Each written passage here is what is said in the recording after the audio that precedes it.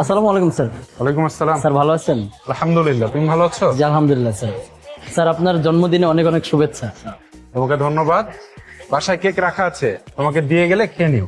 আচ্ছা ঠিক আছে স্যার, একটু দাঁড়ান। স্যার আপনার জন্মদিন উপলক্ষে আমার পক্ষ থেকে আপনার জন্য একটা উপহার। উপহার?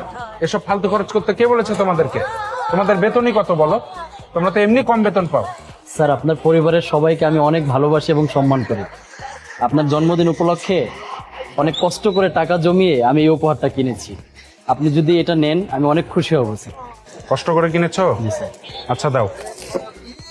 আসসালামু আলাইকুম স্যার। ওয়ালাইকুম আসসালাম। সামান্য একটা সিকিউরিটি গার্ড হয়ে আমার জন্মদিনের উপহার দিতে আসছে, আর সাহস হয় কি করে? নিশ্চয়ই এর অন্য কোনো মতলব আছে। 200-300 টাকার উপহার দিয়ে আমাদের কাছে সুযোগ সুবিধা নিতে চাই। তার হ্যাঁ, ছোট স্যারকে উপহারটা দিয়েছি, অনেক খুশি হয়েছে। আচ্ছা ঠিক আছে রাখো। ছোট স্যারকে উপহারটা দিলাম, স্যার মনে হয় অনেক খুশি হয়েছে। সামনে আমার ভাইয়ের জন্মদিন, জন্মদিনে এরকম একটা উপহারে ভাইকে দিব, তাহলে ভাইও অনেক খুশি হবে। কি ব্যাপার, এই উপহারটা এখানে পড়ে আছে কেন? স্যার কি ভুল করে রেখে গেল, নাকি স্যারের হাত থেকে পড়ে গেল? না না, স্যারের কাছ থেকে পড়ে গেলে তো স্যার বুঝতে পারতো এত বড় একটা জিনিস। নাকি গরিব বলে স্যার উপহারটা নিল না? আসসালামু আলাইকুম স্যার। ওয়ালাইকুম সালাম। কি ব্যাপার মাসুম, তোমার ছোট স্যারের জন্মদিন, তুমি উপরে কেক খেতে গেলে না?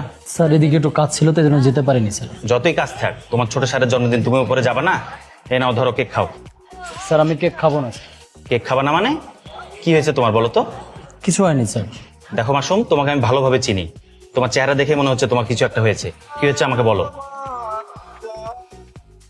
আসলে স্যার ছোট স্যারের জন্মদিন উপলক্ষে অনেক আশা নিয়ে ছোট স্যারকে এই উপহারটা দিয়েছিলাম, কিন্তু স্যার উপহারটা নিয়ে স্যার বাইরে ফেলে দিয়েছে। স্যার আমরা গরিব বলে আমাদের ইচ্ছার কি কোনোই দাম নাই?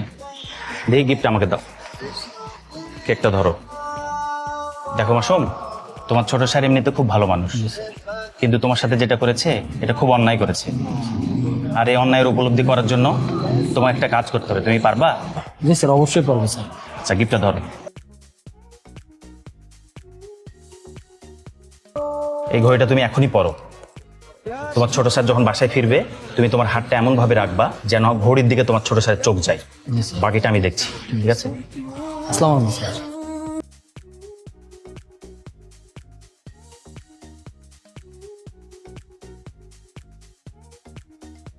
আসসালামু আলাইকুম স্যার। ওয়ালাইকুম আসসালাম। কি ব্যাপার, ওর হাতে এই ঘড়ি কেন? বাবা, তোমাকে যে ঘড়িটা আমি গিফট করেছিলাম ওটা কোথায়? কোন ঘড়িটার কথা বলছিস? আমার তো ঘড়ি বেশ কয়েকটা। ওই যে রোজ গোল্ডের হোয়াইট কালারের দামি ঘড়িটা, যেটা আমি অনেক কষ্ট করে টাকা জমিয়ে তোমাকে কিনে দিয়েছিলাম। ও আচ্ছা, ওই ঘড়িটার কথা বলছিস। ওই ঘড়িটা তো অনেকদিন পরলাম, পুরাতন হয়ে গেছে, তাই ভাবলাম কাউকে দিয়ে দিই, তাই সিকিউরিটি গার্ডকে দিয়ে দিয়েছি। এটা তুমি কি করলা বাবা? আমার ফিলিংস এর কোনো মূল্য নাই তোমার কাছে? আমি কত কষ্ট করে টাকা জমিয়ে তোমাকে ঘড়িটা কিনে দিয়েছিলাম। আর গিফটের জিনিস কেউ কাউকে দেয়? উপহারের জিনিস দামি হোক, কম দামি হোক, ছোট হোক, বড় হোক, নতুন হোক, পুরাতন হোক, ওটা মানুষ স্মৃতি হিসাবে রাখে। আমার ফিলিংস এর কোনো মূল্য নাই তোমার কাছে? তুমি সিকিউরিটি গার্ডকে দামি ঘড়িটা দিতে পারলা? না বাবা, তোর ফিলিংসের মূল্য অবশ্যই আমার কাছে আছে। তুই দেখ তো এই জিনিসটা চিনতে পারিস কিনা।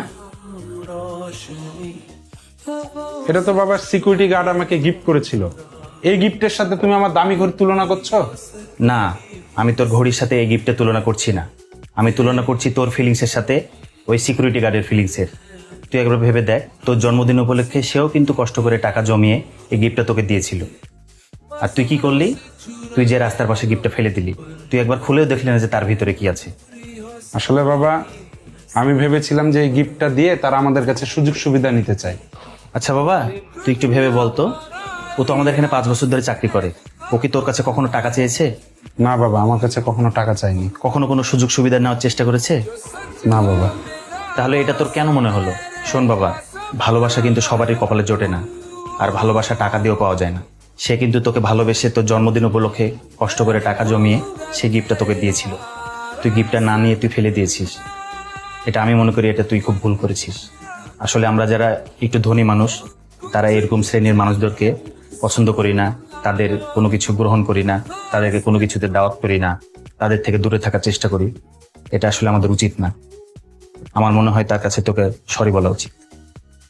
তুমি ঠিকই বলেছো বাবা, আসলে আমি ওনার সাথে যেটা করেছি এটা আমার অন্যায় হয়েছে, আমার তাকে সরি বলা উচিত। আমি তাকে যে সরি বলছি বাবা। আর তুমি এক কাজ করো, তাকে দাওয়াত করো, আমরা রাতে একসাথে খাওয়া দাওয়া করবো। তুই যে তোর ভুলটা বুঝতে পেরেছিস তাতে আমি অনেক খুশি হয়েছি। যা তুই ফ্রেশ হয়ে নে, আমি তোকে বলে দিচ্ছি।